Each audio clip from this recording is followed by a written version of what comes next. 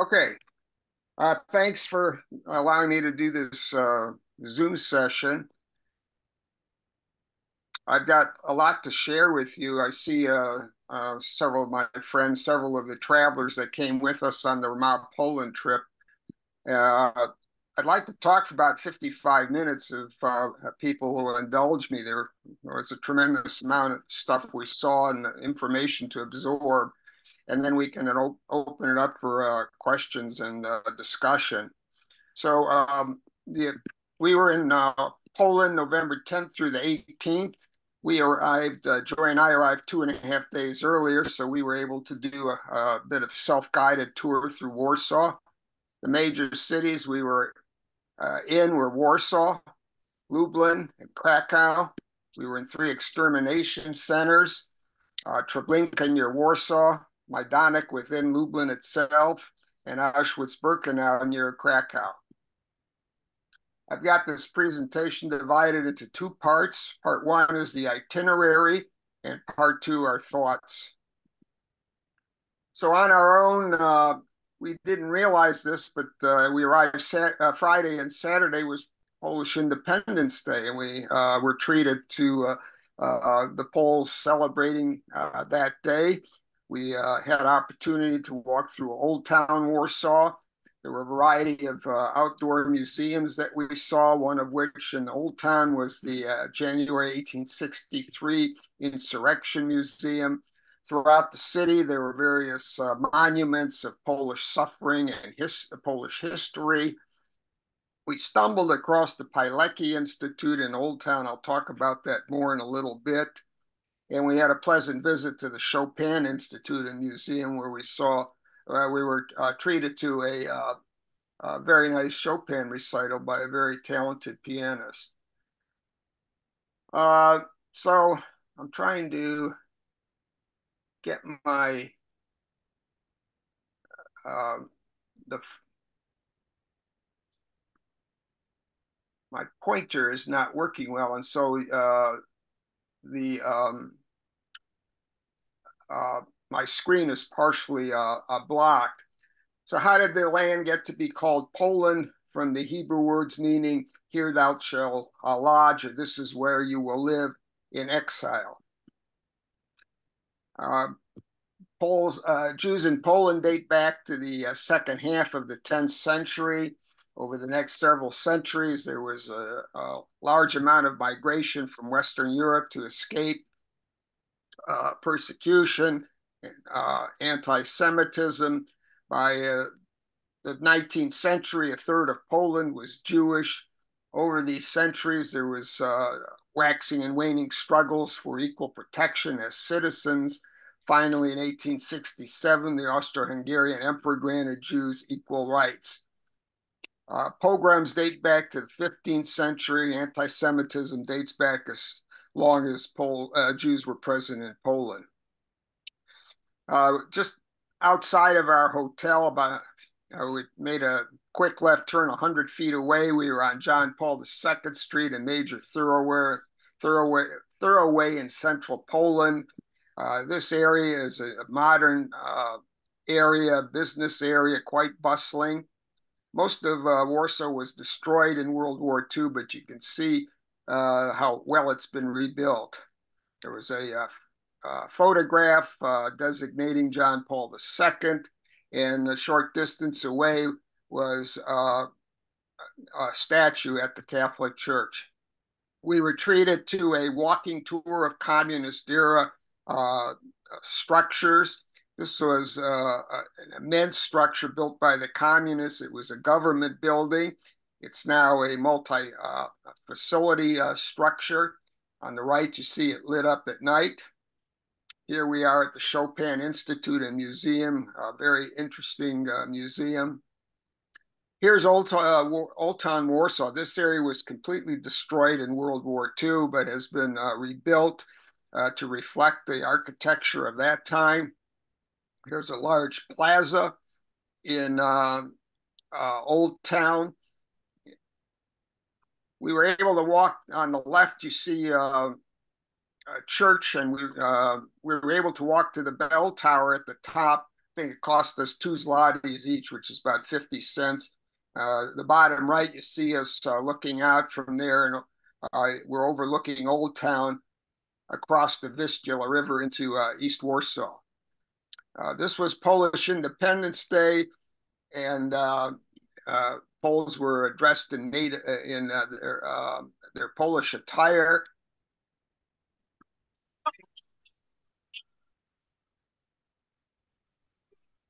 And they were quite happy to celebrate this holiday. As I mentioned, there were various museums throughout the city, indoor and outdoor museums. This was one in Old Town, the history of the January insurrection of 1863.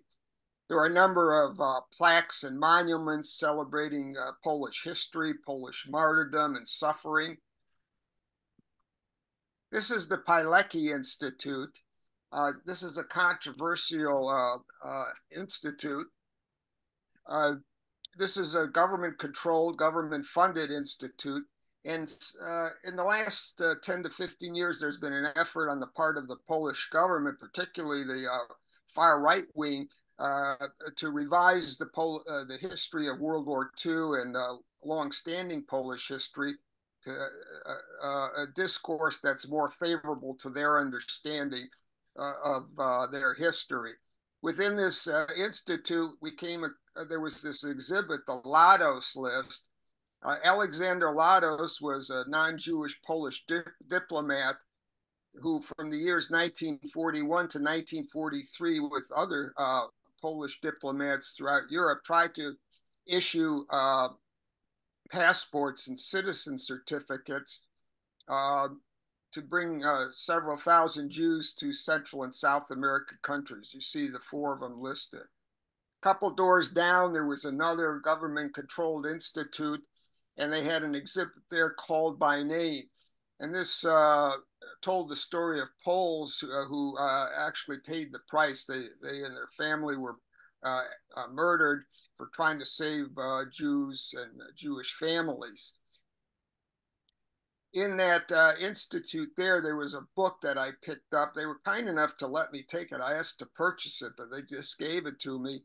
And apparently there's a museum of Polish children victims of totalitarianism. In this publication, we learned to cry without tears. And the book was to restore the memory of atrocities against thousands of Polish children in the German concentration camp in the Lodz ghetto. So there was a slave labor camp for non-Jewish Polish children that existed within the Lodz ghetto it existed between 42 and 1945. There were about 2,000 to 3,000 children in prison. About 200 died. It was a slave labor camp. It was not an extermination camp. And they named this little Auschwitz, which I feel is really a distortion and part of the modern Polish government's effort to, in a sense, de-Judaize the Holocaust. Short distance away on the street, there was this museum of the Warsaw Ghetto and the Warsaw Uprising. It's called the Ghetto Burning Comic Book. Apparently there is such a book. And you can see, I'm trying to get, I'll have to do the best from memory here. Joy's at the very far end, and you can see these large structures that in comic book fashion are relating the events of the Warsaw Ghetto Uprising. It was actually very cleverly done and I thought reasonably accurate. In another part of the city, there was an exhibit, City of the Living, City of the Dead. And what they've done is they've taken photographs of scenes from World War II in the Warsaw Ghetto and superimposed them in the same location over modern day Warsaw. Very interesting. This museum, there's a similar museum in New York City on 37th and Madison Avenue, just outside the Polish embassy. Here's one of those overlaid photographs of the footbridge of memory, where the small ghetto was linked to the large ghetto. Here's a couple of pious Jews walking down the street. Here you see some Jews that are dying on the street. And again, it's quite moving when you walk down the street and you see these images superimposed on current day Warsaw. At the Polish at the Polish embassy in New York City, there's a statue of Jan Karski, indeed a very righteous individual who tried to save Jews. There was a similar statue in Krakow. And here's the report that he produced, the mass extermination of Jews in German-occupied Poland. He took this to Lord Eden, the foreign secretary in Britain. He also took it directly to Franklin Delano Roosevelt, both of which said that the war effort exceeded any need to save Jews. On our communist walking tour in this plaza, there were a couple of old buses that they have for display. I was told that they didn't function very well then. To the right, you see one of several communist-built apartment buildings that are still used, immensely ugly architectural structures. Obviously, the Poles were happy to be rid of the communists for a number of reasons, not the least of which is a little capitalism. This beautiful Lamborghini was parked a block away from our hotel. So on our official tour, we saw the ghetto wall. We went to the Warsaw Jewish Cemetery, the Unschadplatz. We followed Ghetto Heroes Trail to Rappaport Memorial and then ended the day in the Poland Museum. On Wednesday, we spent time at the Nozick Synagogue in Warsaw and directly viewed the area of the Footbridge of Memory. This is an old German map from 1940 of Warsaw, and you can see the size of the ghetto. It was just an immense structure. It was established in the fall of 1940. The Wannsee Conference occurred on January 20th, 1942, and this was where the Nazis consolidated the plans to eradicate Jews from Europe. Between 1942 and 1943, 300,000 Jews were deported from Warsaw, predominantly to Treblinka. We'll talk a little bit more about the Warsaw Ghetto Uprising. A short distance from our hotel, we actually saw remnants of the ghetto wall. There's a little museum here, which was locked. We couldn't get in there on that day. A little farther down the street, more remnants. These were the only actual remnants of the wall that we were able to see and I think existed. In various areas of Warsaw, there were markings along the street where the ghetto wall existed. Here are two photographs of remnants of a building from the Jewish ghetto. And here is the Footbridge of Memory. You see one of those ugly communist apartment buildings, actually two of them. And then you see my cursor isn't working, which is a problem. But you see just to the left of that green structure, that's one end of the Footbridge of Memory, and then it goes across the street to the other end. And I think this photograph here gives you a better idea. There were 440 functioning synagogues in Warsaw at the onset of the war. They were all destroyed. The Nozick Synagogue was rehabilitated and restored. This is the entrance to it. We had the opportunity to celebrate the morning service there Wednesday morning. Here's the inside of the synagogue. You can see it's quite beautiful. We then went to the Warsaw Jewish Cemetery, absolutely huge cemetery, 250,000 marked graves there. Here's the gate into the cemetery. When you make a right turn through the gate, you then come to this long path, and you get a feel for the size of the cemetery and also how heavily wooded it is. So if you walk down that path and then make a turn left perpendicular, you really get into the cemetery. And there were many, many rows like this. Here's further views showing hundreds and thousands of headstones. In one part of the cemetery, we thought we were smelling a sewer. So we congregated around it. Here's everybody looking down, and that's exactly what it was. That's the sewer entrance for smuggling into the Warsaw Ghetto. In another area of the cemetery, uh, there are two mass burial pits. You see them on the left and right. Our group is in between. These were mass burial pits where people who died in the Warsaw Ghetto and the uprising were buried. There were a couple of memorials in this area to the Warsaw Ghetto uprising. Later in the day, early afternoon, we went to the Ungschagplatz. The Warsaw Jews were congregated in a square nearby and then brought here. This was where they were put on the train to be shipped predominantly to Treblinka.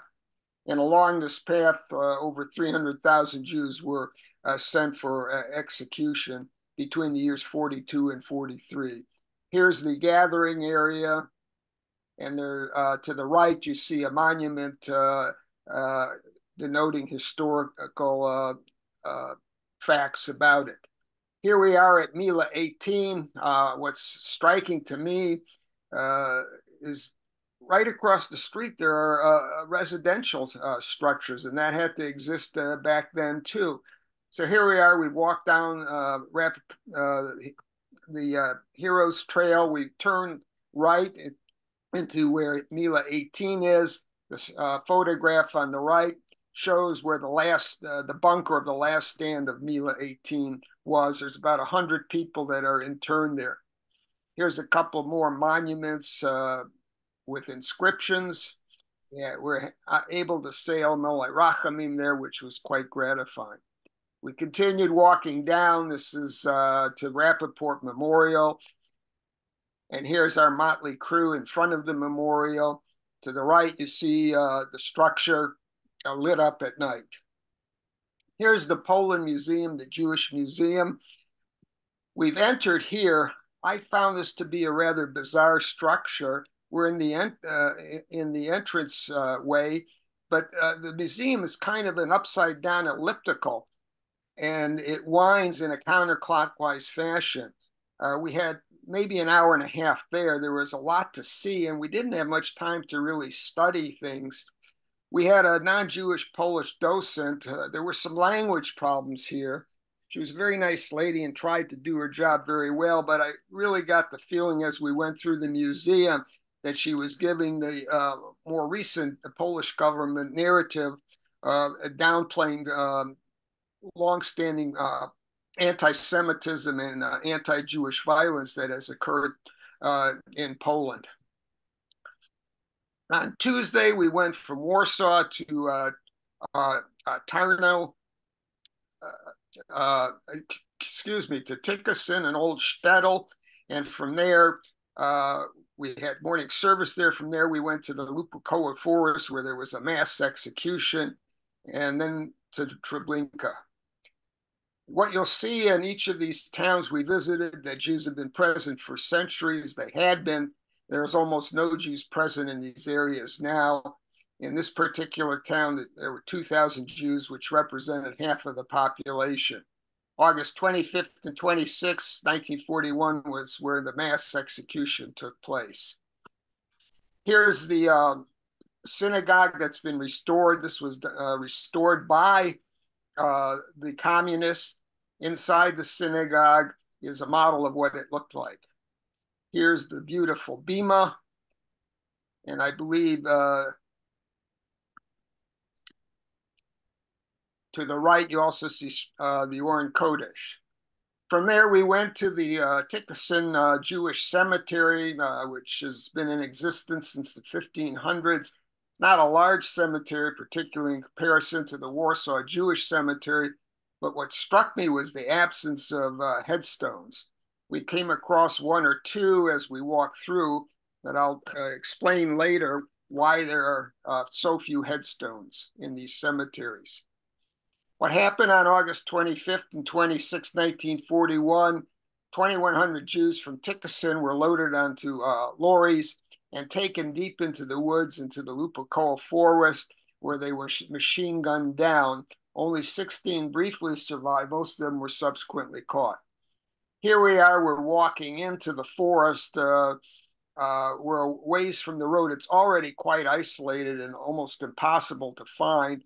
There is an area of clearing, and that was deliberately done to due to the diseased trees. But for the most part, when you look to the center and to the left, you see how heavily wooded it was and how well it hid the execution site.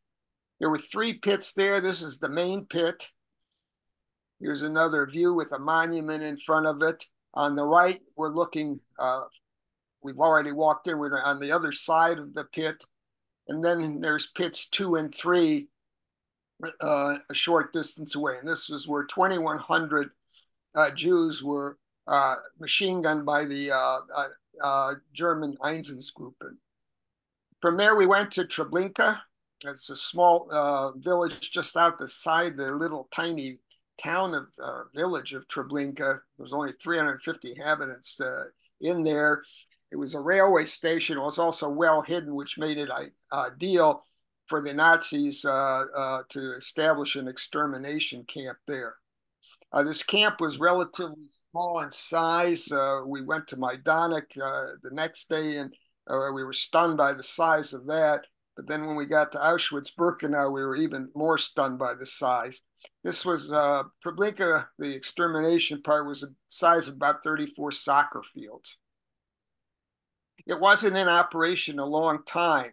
Extermination started July 23rd and ended in late November. And in less than a year and a half, 870,000 Jews were murdered there.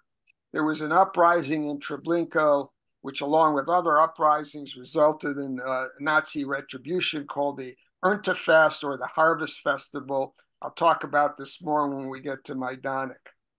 So here you see the circled area where we've entered into the Treblinka complex. We walk a ways, you can begin to see there's a dotted line and then a solid black line. That's the bifurcation. We did not get to go to the slave labor part. We went to Treblinka 2, the extermination part. So we've left the bus, we're walking in. You can see how heavily wooded it is. It was obvious that when the train was coming in, these people would have no idea where they were going. At the top right, you see the fork in the road, and then a little bit more detail, you see the sign to the left to Treblinka. Here are various monuments with inscriptions. We're further into Treblinka, and these big cement structures on the ground show where the train tracks led into Treblinka. This was the unloading area from which they were sent to the undressing area and then immediately to the gassing area. Here are photographs taken by Nazi photographers of scenes from that time. Now, this huge monument here is where the 13 gas chambers existed. The people here were gassed by carbon monoxide. This monument here was again built by the communists. There were no crematoria in Treblinka, so bodies were burned in open piers, and directly behind the monument, you see one of these open piers. There were all different sized boulders throughout the Treblinka complex. Joy's walking through here, and there's a name on each boulder which reflects the name of the town, village Stettel, that was obliterated by the Nazis, and these victims taken to Treblinka. 17,000 stones in Treblinka. So Treblinka was one of 3 Operation Reinhardt killing centers. Belzec, Sobibor were the other 2. These centers, they gassed the people by carbon monoxide, in contrast to Zyklon B in Majdanek and Auschwitz. 1.7 million Jews were murdered in these extermination centers. So on Wednesday, we traveled, we spent the morning in Warsaw, but then traveled to Lublin. From there, we went to Majdanek. In the evening, we went to a little town called Krasnik. Again, it was a thriving town of Jewish life, but there are no Jews there. Lublin is the largest city in eastern Poland. Jews have been present since the 15th century, and you're seeing the same story here that Jews represented a third to a fifth of the population in these areas. We visited this famous yeshiva. We'll quickly show you a couple of photographs of that. Here's some historical information. What was immensely stunning to me was Majdanek was directly located within Lublin. The Nazis made no attempt to hide this concentration extermination camp. And this one was largely untouched by the Nazis. The Nazis tried to destroy their other concentration and extermination camps. So on the left, you see this huge monument that again was built by the communists. This is as you enter Majdanek. On the right, you can see the huge structure in the background, and then you see in a guardhouse, and this is the gate into the camp itself. Short distance after you've gone through that gate, you get right to the gas chamber. Here's where prisoners were brought in. This is the undressing area. They then walked a few steps into the bathing, delousing area. And then a few more steps. Here's the gas chamber. And again, Zyklon B was used to exterminate these people. You walk out of the gas chamber and you look you look ahead and you begin to appreciate just how large Majdanek was. And what was also stunning in this area is there's residential homes and surrounding the entire area. So these people that lived around there had to know what was going on. Now, Majdanek also functioned as a distribution center, and they would collect goods, pilfered goods from the people that had been deported on trains. Here's one barrack with tens of thousands of pairs of shoes. I mentioned at Tikkasin that there were not many monuments in this cemetery, and we began to understand better when we got to Majdanek just why. This was a glass display of gravestones and tombstones. What the Nazis would do was take them from the cemeteries and use them to build roads. Further into Majdanek, you begin to see the wooden huts that the prisoners, slave laborers were housed in. Stopped by block 14. There's no particular significance to this block other than the fact on the lower right, able to see inside and the wood slats that these people used as beds. The camp was huge. There were 150,000 prisoners. There was also plans to double the size of the complex, but this was never accomplished. There were 80,000 people murdered there. 60,000 were Jews. They burned corpses in open piers or in the crematorium. Now, this large structure that you see in the distance and better closer up on the right, this was a communist-built structure housing the ashes of individuals. Here you see the ovens at Majdanek, and to the right, there's a sarcophagus holding ashes. Just near the crematorium containing structures housing the ashes, you have what's called the strawberry field. And if you look just beyond that, you see homes. It's just stunning that this was right within residential Lublin. What they did is they would have prisoners tend to the field growing strawberries and using human ash to fertilize. Here we're leaving Majdanek at night. A few comments about the Erntefest or Harvest Festival. I mentioned the uprising at Treblinka. There was a similar uprising in Sobibor, these occurring in 1943. There were uprisings in the Bialystok and Vilnius ghetto areas in 43. And the Nazis were so infuriated by these events that for retribution they decided to kill 18,000 Jews in Majdanek, and they did so in a single day. On I can't see the no, it's up at the top. I'm being blocked from seeing it. 18,000 Jews murdered in a single day. From there, to end the day, we went a short distance to a little town of Krasnik. Again, same story, Jews present since the 1500s. 5,000 Jews lived there. The outbreak of World War II. They were deported in 42, and by the end of the war, there was no trace of a Jew there. Here we're approaching the synagogue.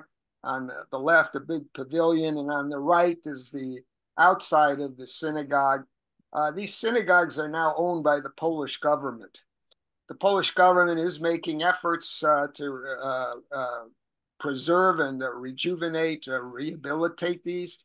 This is called the double synagogue because on the one level there was one synagogue, and on the level below there was a second synagogue. So here you can see on the upper level the Oren Kodesh. We held the evening service there, and one of the people we traveled with was able to say Kaddish for a loved one. On the level below, again on the right, you see where what was the Oren Kodesh. The inscriptions on the walls. These are original inscriptions from the 1500s. So on Thursday, we started with a quick visit to Yeshiva Chachmei, the famous yeshiva. We drove through Jewish Galicia, went to Janks for lunch, a big Hasidic center. Then we went to Tarnow, a small village, again, a thriving Jewish area where Jews were completely eradicated from. We ended the day, and excuse my my Polish, it's rather poor, Zajbotweska Gora Children's Force, and this was an incredible event to end the day. So just to give you an idea of what Jewish Galicia is, you see Warsaw circled in the blue on top, Lublin, and then Krakow southwest of there. The area in the red is what's referred to as Jewish Galicia. Here we are inside the yeshiva. Apparently, this was the premier yeshiva, which took very few students, only the very, very best. It's no longer a yeshiva, it's a hotel and a museum. You can see on the left the museum area. We were able to hold morning service there. Here is the Bima and the Oren Kodesh. And then we went to Lezhansk, and this is a area of Hasidic history. There is it's a tiny little place that in this structure you see the white structure on the right, the ohel of the famous Rabbi Emelech of Lezhansk. We were in there. You can see a Hasid on the left and the right. They're partially hidden by the frame of the ohel. But this attracts a big gathering of Hasidism each year on the anniversary of his death. Just outside the structure is a Jewish cemetery that was partially destroyed. We then went to the city of Tarnow. Same story, Jews present since the 15th century, 50% of the local population at times. By late 1943, completely free of Jews. Here's the square where the synagogue existed. This was a fairly large square. On the right, just underneath Jewish Heritage Center, there were various museum artifacts, the history of the and photographs. It was quite interesting. So I gave the Poles a great deal of credit for creating these very interesting and informative museums. On the left, you see a sign, synagogue. So this is the square where it existed. The Nazis blew it up, and this is all that's left of this great synagogue of Tarnow. What you see on the left is the top of the bema. And you can just imagine the size of the synagogue looking at how big the top of this bema is. From there, we went to one of the more moving parts of our tour. A few miles southwest of Tarnow, there was a mass execution site. The Nazis took 800 to 1,000 children and infants from an orphanage in Tarnow, transported them on lorries, marched them into an execution pit. This occurred on June 11th, 1942, and murdered them by machine gun fire or throwing in hand grenades. Here we are, it's nighttime. We've approached the pit where these poor children were massacred. There's a memorial there. Candles are lit there. It's, I believe, said Kaddish there, and even some toys left as tokens of their memory. So on Friday, we started the day in the town of Auschwitz. The Polish name is Auschwitz. Later in the morning, we went to Auschwitz I. We then went to Birkenau, Auschwitz II in the afternoon.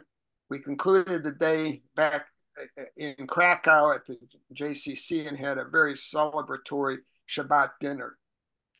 Jews have been present there in the town of Auschwitz since the 16th century. The German army occupied Auschwitz immediately upon onset of the war, and we named it Auschwitz. There were 8,000 Jews there. By the end of 1943, they had been deported. I believe it was November 11th, 1939, the Nazis blew up the Great Synagogue. There were 8 or 10 synagogues. They destroyed them all. This is the rubble of the Great Synagogue. You can see a slave labor. I believe you can even see the Star of David on his left front chest. And he's picking up rubble, and what they did is use this to build paved roads. A number of Poles, Jewish Poles, did escape the Nazi onslaught by moving into Russia. At the end of the war, they came back into Poland to try to reclaim their homes and possessions, but they were quickly driven away by anti-Semitism, violence, and economic hardship. This may be old information for some of you, but perhaps others aren't as familiar with it, so bear with me. The Auschwitz complex was absolutely, it was just incredible in its size, 15.5 square miles. And there were 3 components to the Auschwitz complex. The town of Auschwitz you see in the center, just a little southwest of that, Auschwitz I. This was the prisoner of war area. This was an abandoned Polish army barracks. Birkenau was the extermination camp. And then to the right, Auschwitz III, the industrial complex of Auschwitz, where the Nazis contracted with IG Farben to build a factory using slave laborers to produce war goods. There were 5 gas chambers, crematoria in the Auschwitz complex, 1 at Auschwitz I. Those survived destruction by the Nazis. There were 4 at Birkenau, and they were destroyed by the Nazis. This is the new entrance into Auschwitz I, rather austere. And as we walked in, you certainly get the feeling of, you continue walking in, and there's this confining feeling like there's no way out. Here we walked into Auschwitz I, the famous Arbeit macht frei sign, work makes you free. You can see on the photo on the left, the double electrified barbed wire fences. You see the brick barrack structures here that held prisoners of war.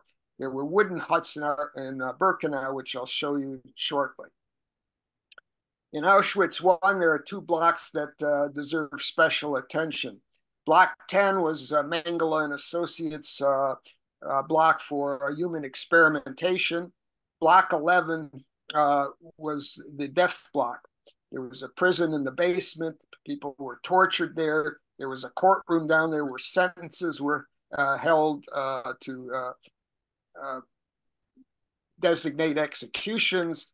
And in between blocks 10 and 11, you see the death wall. This is where people were taken and shot. Tens of thousands of people died this way. In block 11, there's a museum. There's a famous quote there. Hans Frank, the governor general of Nazi-occupied Poland: Jews are a race that must be totally exterminated. There were 1.3 million people sent to Auschwitz and murdered there, 1.1 million Jews. Within the museum, there were various displays. Here are the Zyklon B canisters. To the right, luggage that these people brought with them. Here you see tens of thousands of pairs of eyeglasses. To the right, crutches, all types of assistive devices. Tens of thousands of pairs of shoes, similar to what you saw in Majdanek. And on the right, various types of cooking utensils. These people were given little notice to leave their homes. They said you're going somewhere. They didn't know where, so they took some utensils thinking they might be of some use. There were over 800,000 dresses confiscated, 7 tons of human hair. We were asked not to photograph the human hair, and we respectfully did not do so. This is block 27 in Auschwitz I, the Yad Vashem block. These 3.5 to 4 foot tall parchments containing the names of 4.5 million Jews that we know by name were murdered. That's why it's called the Book of Names. There's 1.5 million names that are not entered and probably never will be, because we don't know who these individuals are. I was able to find my grandfather's name, Samuel Bodek, my grandmother's name, Helen Bodek. They were both murdered within an hour or two of arrival at Birkenau on May 21st, 1944. And I was also able to find on the right my uncle's name, Adolf Bodek. He was murdered at Auschwitz in either 42 or 43 after being transported from Theresienstadt. Here's the hanging gallows at Auschwitz I. There's on the road there, there's a kind of like a plaza. A roll call would be held there, and these prisoners would be forced to watch the hangings. I mentioned there was only one intact gas chamber and crematorium. This is at Auschwitz I. Here we're approaching it. On the left, you see us, that's the entrance into the gas chamber. On the right, you walk in a little bit, and you are entering the chamber. Again, on the right, we're within the chamber itself. Once you look up on the left, you see a hole on the ceiling through which Zyklon B was delivered. We were able to recite Kaddish there. Our Israeli tour guide, you see his back with the beanie on. And in the center there, you see a short woman with a white cap on. She was our non-Jewish Polish docent. Apparently, you're required to have a tour guide when you go through the complex. Our Israeli guide wanted to say Kaddish, and she gave us some pushback saying you can't do that. But Bezalel insisted. He did say that if somebody came in, we would stop. Fortunately, nobody did, and we were able to say Kaddish.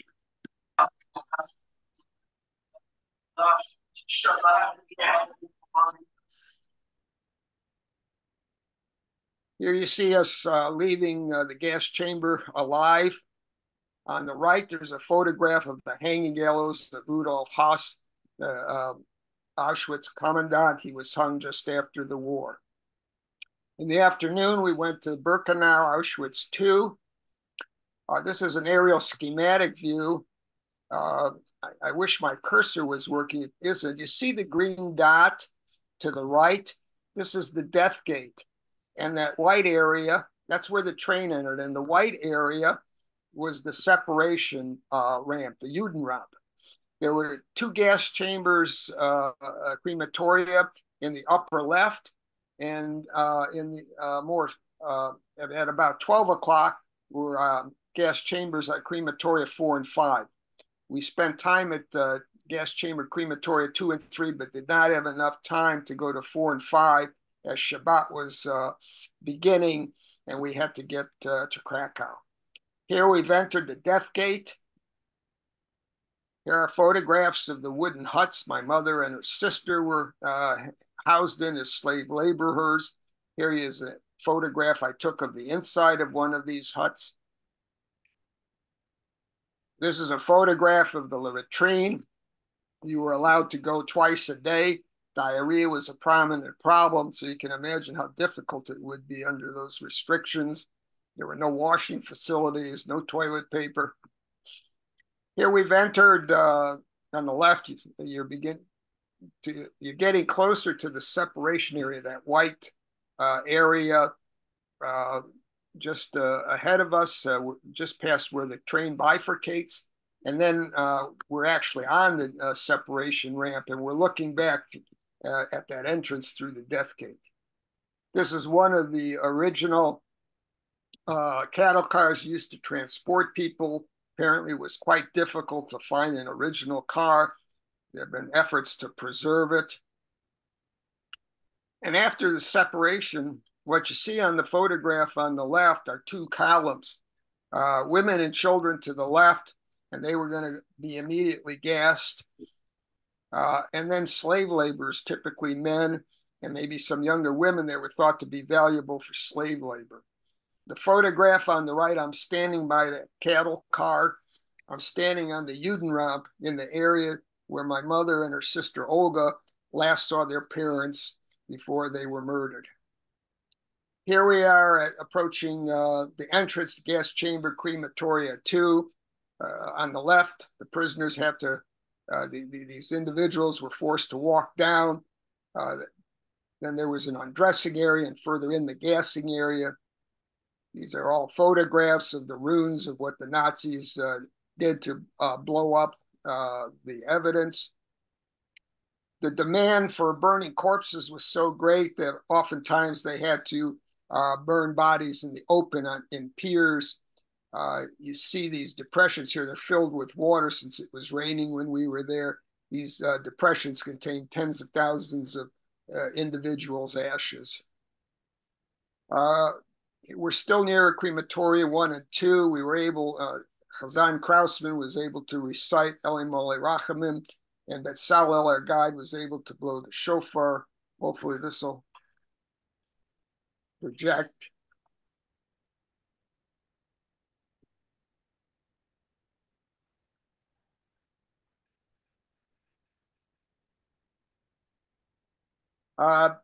Between gas chamber crematoria 2 and 3, there's a pavilion that's being built. That's the photograph on the left. We were not allowed to get on it due to construction efforts. On the photograph on the right, you see the remains of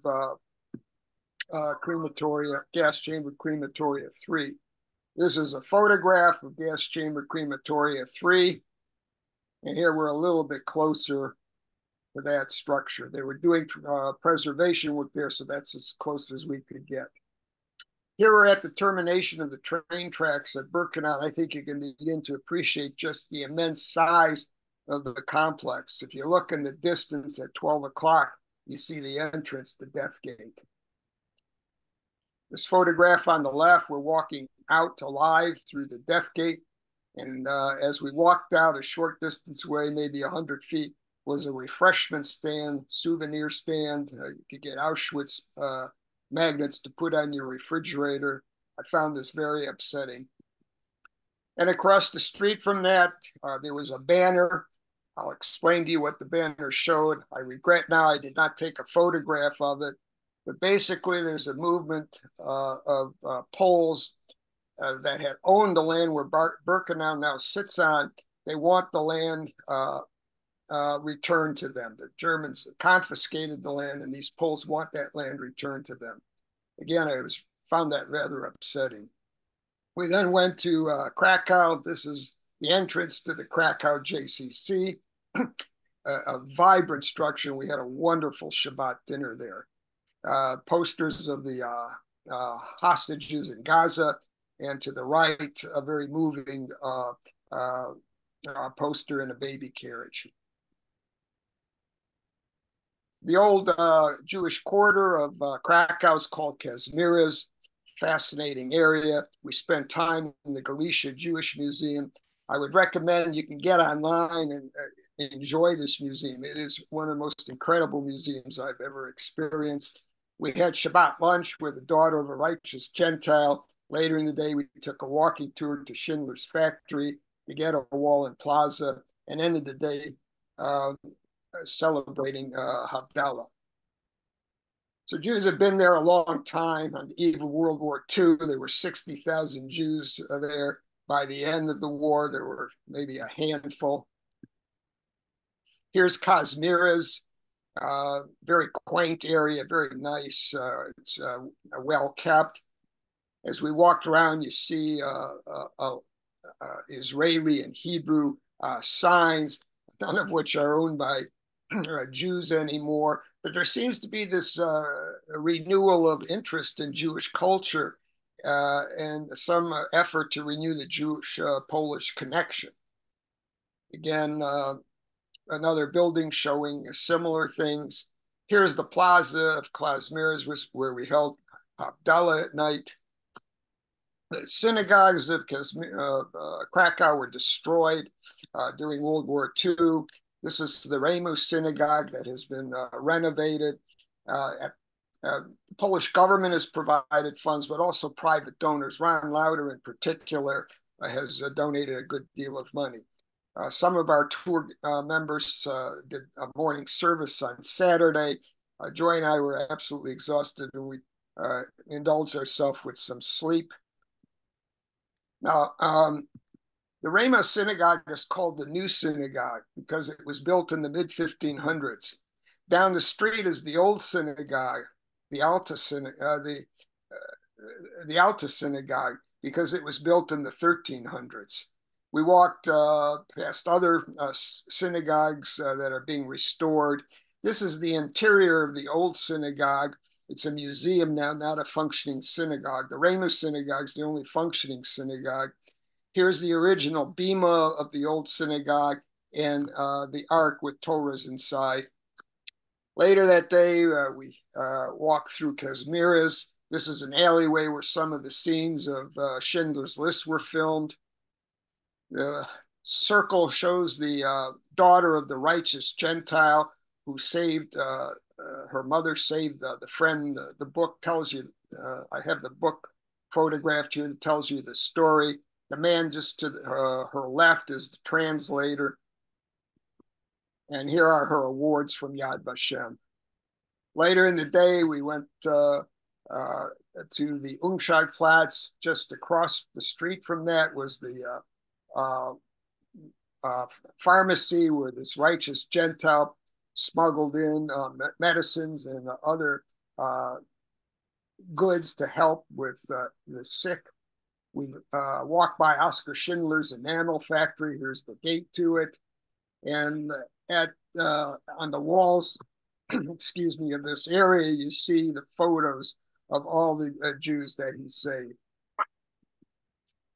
We're back at Kazimierz at night where we celebrated Havdalah service. So I talked, I think, for about 55 minutes. Let me get into thoughts. And I think, Scott, we still have time for discussion and questions. Yes, we do. So anti-Semitism in Poland, it dates back centuries. There have been waves of anti-Semitism, particularly in the 20th and 21st century. As I mentioned, Jews that survived by going into Russia came back, trying to resurrect their old life, but they were quickly pushed away by anti-Semitism and violence. Things settled down for a while. There was an incredible book written and published by Jan Gross in 2001, Jedwabne, the Neighbors, the Destruction of the Jewish Community in Jedwabne. This was a pogrom where 1,600 Jews were murdered. And it's got a lot of pushback from the Polish population. Uh, the Polish president eventually made a public apology, but that also got a negative pushback. There was further wave of anti-Semitism after the Arab-Israeli War in June of 1967. In 2015, a far right-wing government was elected. We'll talk a little bit now about the Holocaust law that they passed, and this further increased anti-Semitism. Gradually, since 2010, there's been a trend towards increasing anti-Semitism. There are about 6,000 or 7,000 Jews in Poland presently, and that represents about 0.2% of the population. So the Holocaust eliminated the Polish Jewish community almost entirely, but it did not eliminate anti-Semitism, and you now have anti-Semitism without Jews. The current anti-Semitism has old tropes and new tropes. Unfortunately, anti-Semitic language is becoming more mainstream. Polish nationalism and far right-wing activity has been increasing. The good news is that physical attacks on Jews is still rare, and anti-Semitic acts are mainly desecrations of Jewish cemeteries and monuments. Pogroms date back to the 15th century. We could have a whole talk on pogroms. In interwar Poland, here's a list of several that occurred. During World War II, there were pogroms. I already mentioned Jedwabne, where 1,600 Jews were murdered by local Poles. Post-World War II, there were further pogroms. 3 in particular stood out, which I've listed at the top of this slide. So I'll summarize. I have personal reactions that I'd like to share with you. What are the positive aspects regarding Poland at this time, and what are the negative aspects? This was an incredibly emotional trip, since it largely coincided with October 7th. We were there about a month after it occurred. It was immensely educational, and I'm still trying to absorb all the information that was presented to us. Feelings included daunting, sobering, overpowering, speechless, mind-boggling, mind-blowing. How did anyone survive? Multiple times on this trip, I was convinced I would have perished. As a whole, grateful to be alive and proud to be a Jew. There were a small number of non-Jewish Poles who tried to help Jews. We have to be clear that this was a small number. We've talked about Jan Karski, Alexander Lados. I showed you the daughter of the mother of the righteous Gentile who spent Shabbat lunch with us at the Galicia Jewish Museum. Poland has changed from the most lethal place for a Jew in Europe to perhaps the safest country for Jews in Europe. There's been a rejuvenation of Jewish life from the ashes of near extinction, particularly in Krakow. The Polish authorities and government have extended expense and effort to rehabilitate and restore prior Jewish institutions and Shoah sites. And there is amongst the population some initiative in renewing the Polish Jewish legacy and embracing Jewish heritage. 2015, a far right-wing government was elected. Fortunately, the most recent election, a more centrist government has taken over power. And let's give Poland a lot of credit. They took in 3 million Ukrainian refugees on a humanitarian basis, serving as an exemplary model for the rest of the world. So how many Jews are there in the places we visited? There's a small number in Warsaw. I don't know the exact number.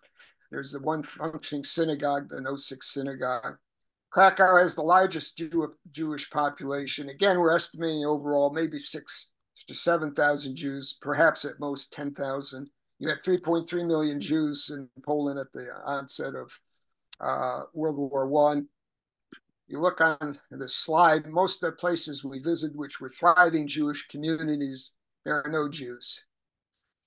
What's very worrisome is the transmission of anti-Semitic ideology to a younger generation, and the far right is carving out support amongst this younger generation.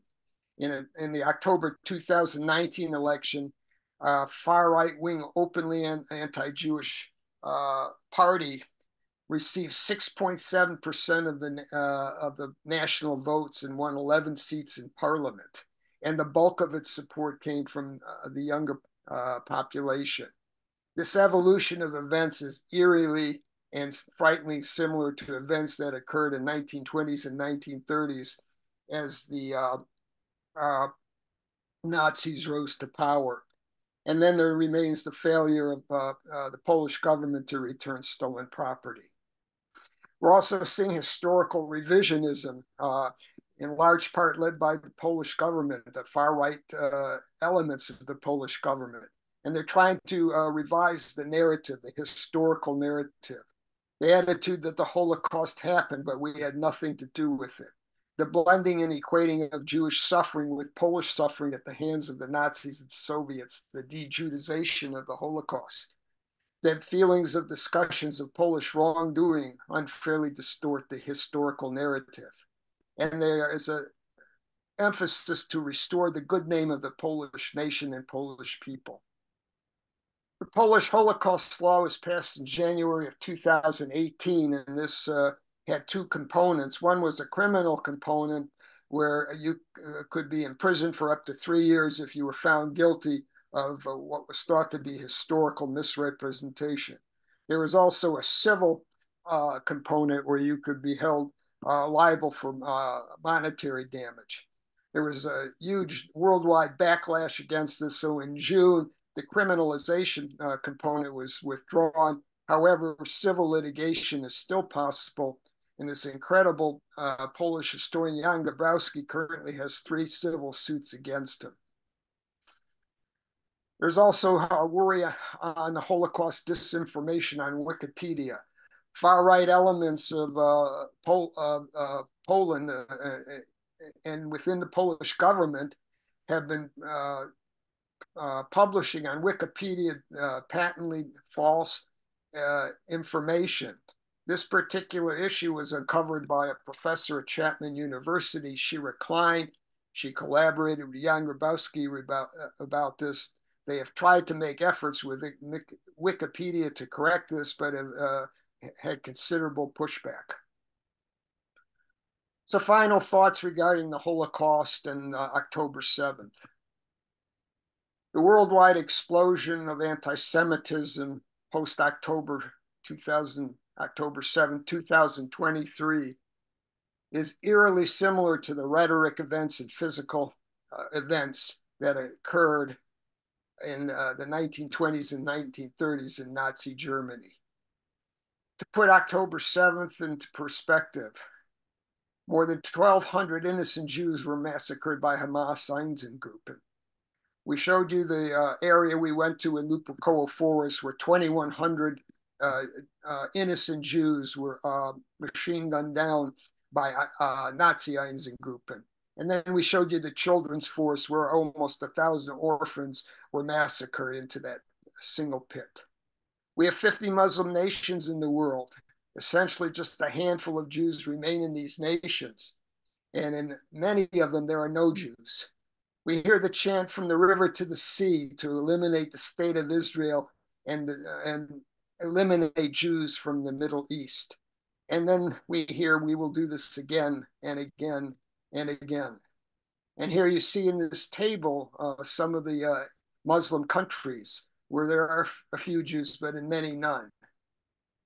So what does the future hold? Never again?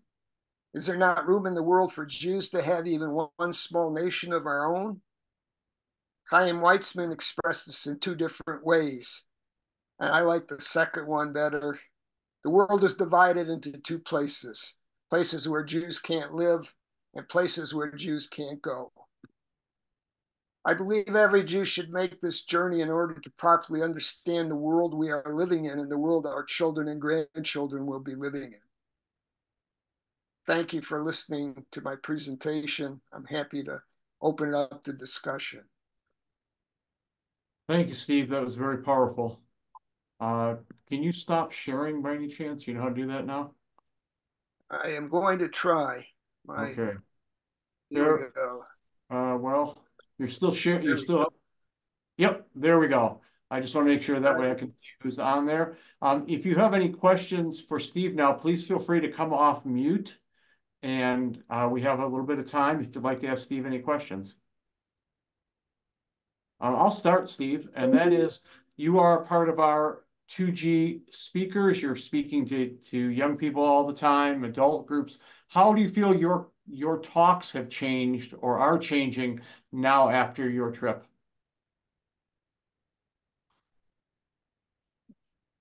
It's a good question, Scott. Let me think for a second. I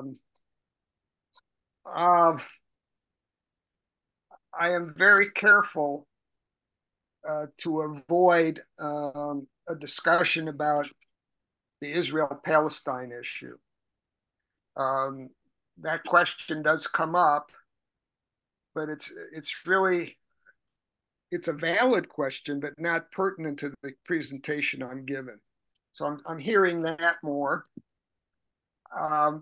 What I've included in my most recent presentations that I've been giving to the schools is the difference between victimization and victimhood. Because I fear we're living in a world, the world of victimhood. And that is a very destructive mentality. And the Shoah survivors, my mother in particular, but I grew up in Detroit and I encountered dozens and dozens of Shoah survivors. It was rare for them to act as victims. They acted as survivors. And they were so happy to have a second chance of life. That's what they did. They moved on. And I try to emphasize that. So that's probably the major change that I don't want to get into political discussions. I'm hoping when I tell the story uh, uh, I've taught to middle school level, high school, and even at the college level. I'm hoping they'll make the connection on their own.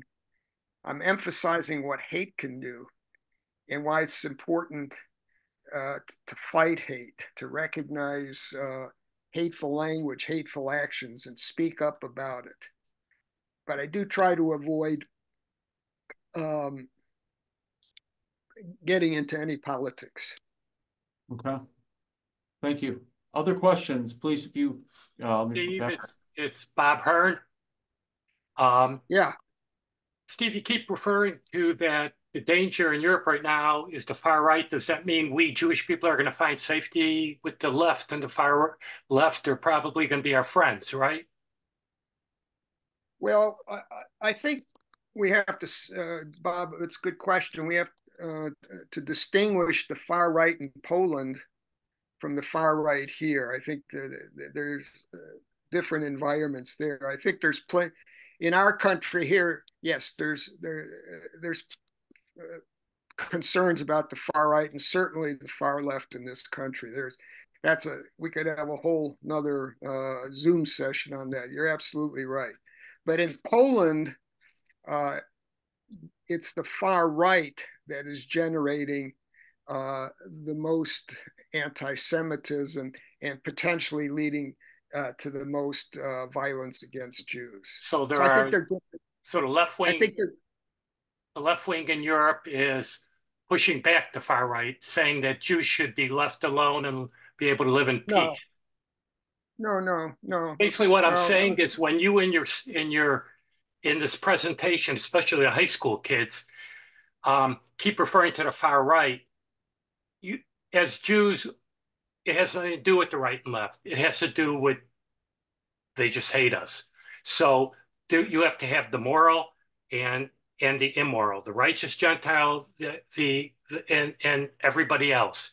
And by pegging it to a high school kid that it's the far right, they are in America and they're thinking, oh, the right's wonderful. And when I go to college, I'll back with the left wing on college, and then I'll be with a good group. I think it has to be more of just a generalization that hatred is looming in Europe. It never went away, and it's everybody except the moral people in Europe. And it's just something that bugs me because the left is destroying, will destroy us in America.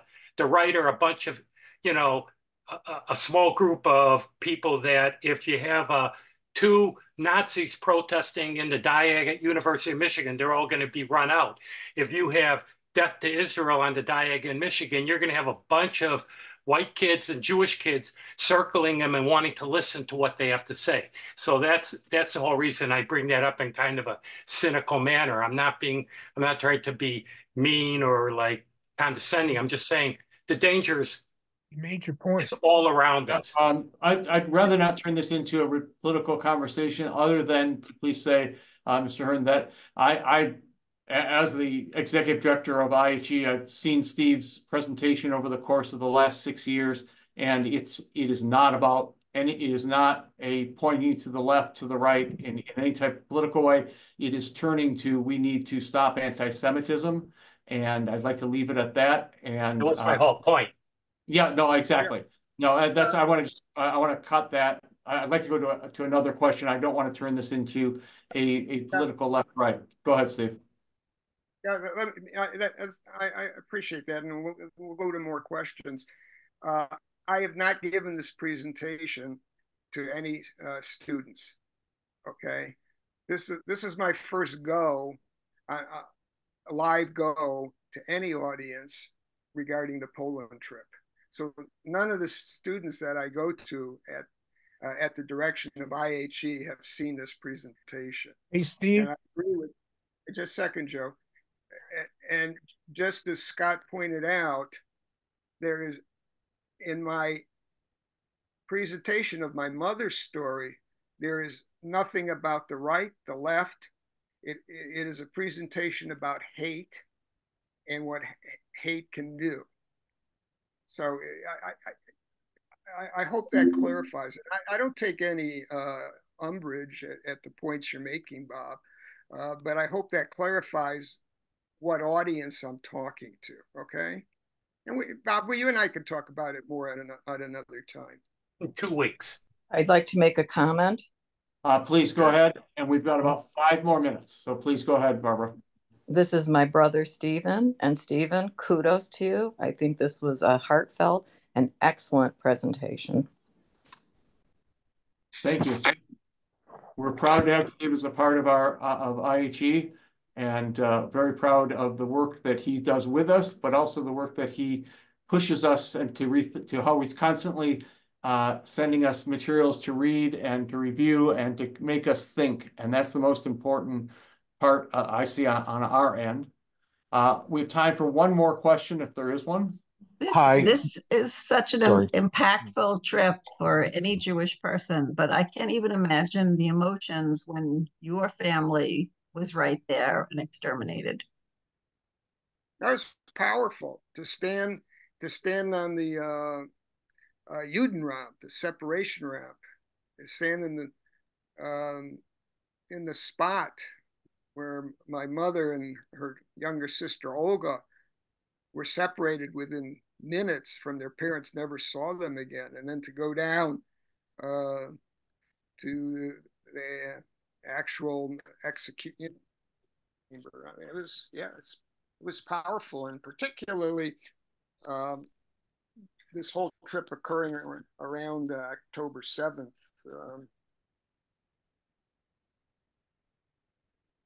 Thank you. Hi, my name's Erwin Kessler. I was on the trip with Stephen. The only thing that I'd like to say that we should do is implore everybody to make this trip. It is emotional. It is meaningful. I think Birthright as well is emotional and meaningful. We need to make sure that our younger generation remembers, sees, feels, and participates, and continues, being aware of who we are, what we've experienced. Thank you, sir. I totally agree. And with that, 2 announcements with that. One is that IHE next summer details to be out, hopefully in the next month, will be there will be a trip to Poland, sponsored or for IHE is in the process of planning right now, along with the Harris Center at the University of Nebraska-Lincoln, Dr. Beth Dotan and myself. And I totally agree. And if anyone is interested, please send me an email and we'll make sure you get the information when that's available. Also, next month, as I said in the beginning, we're going to hear from Hazan Michael Krausman and his impressions of takeaways from this experience. He also began in Budapest, and having also just returned from Budapest, I'm sure he'll have much to say about that. I thank you all for being here. I'd like to wish you all a wonderful Pesach. And Steve, Yasher Koach, thank you very, very much. And we look forward till next month.